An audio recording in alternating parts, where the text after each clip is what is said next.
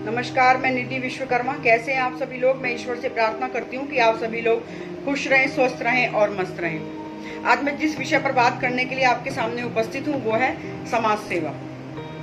यदि हम समाज सेवा की बात करते हैं तो एक शब्द निकल के आता है सेवा।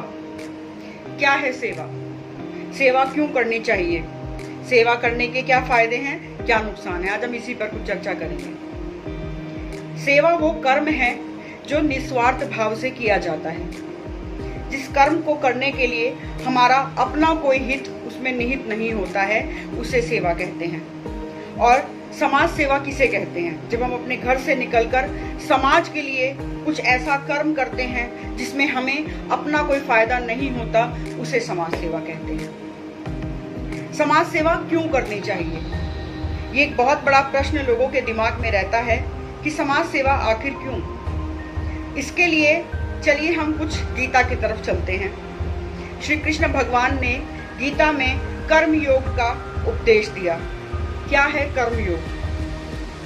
उसमें श्री कृष्ण भगवान ने कर्म करने की शिक्षा दी।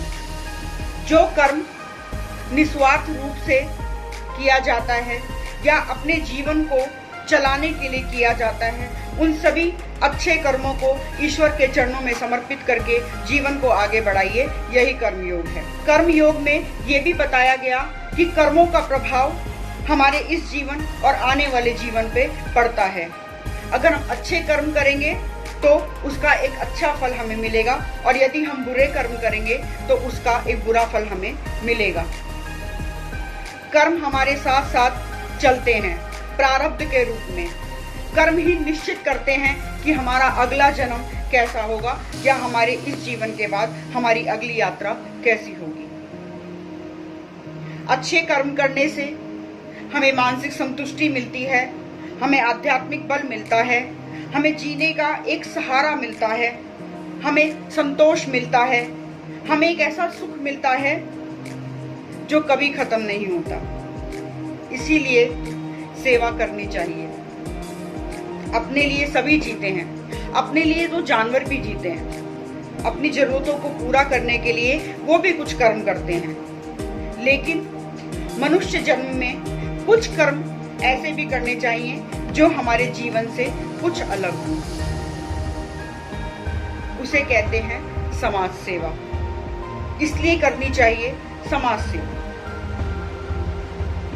अब हम आते हैं कि समाज सेवा, मैंने शुरू में एक पंक्ति बोली थी कि समाज सेवा सिर्फ अपने लिए करनी चाहिए। कुछ विरोधाभास दिखता है, लेकिन मैं उसे अभी स्पष्ट करूंगी।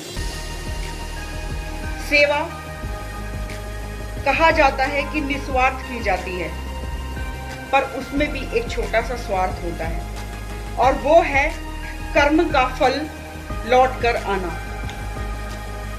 तो जब हम कोई अच्छा काम करते हैं, जब हम किसी रोते हुए के चेहरे पर मुस्कुराहट लाते हैं, जब हम किसी जरूरतमंद की जरूरत को पूरा करते हैं, जब हम किसी को मानसिक या आध्यात्मिक सुख देते हैं, जब हम किसी को किसी भी प्रकार का सुख देते हैं, तो वो हमारे कर्मों में जुड़ जाता है, और हर कर्म का फल आना निश्चित है।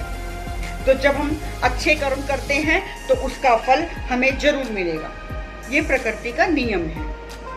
तो यदि सेवा करना चाहते हैं, किसी की भी सेवा करना चाहते हैं, समाज सेवा करना चाहते हैं, तो वो सिर्फ और सिर्फ अपने लिए कीजिए। उसके अच्छे फल सिर्फ आपको मिलेंगे। उसका यदि आप सेवा को किसी स्वार्थ के लिए करते हैं तो उसका परिणाम भी सिर्फ आप ही के पास आएगा। तो समाज सेवा कीजिए, अपने लिए कीजिए, उन कर्मों के लिए कीजिए जो कर्म आपके साथ जाने हैं। यदि आप समाज सेवा के माध्यम से पैसा कमाना चाहते हैं, यदि आप समाज सेवा के माध्यम से अपना कोई हित साधना चाहते हैं, तो यकीन मानिए उसका वैसा ही फल आपको मिलेगा। तो सेवा को सेवा के वजह से, सेवा के कारण कीजिए। बहुत बहुत धन्यवाद मेरी बात को सुनने के लिए। यदि आपको मेरी बात अच्छी लगी, ये चर्चा अच्छी लगी, तो कमेंट बॉक्स में जरूर बताइए, और मेरे चैनल को सब्सक्राइब जरूर कीजिए। बहुत बहुत धन्यवाद। जय हिंद, जय भारत।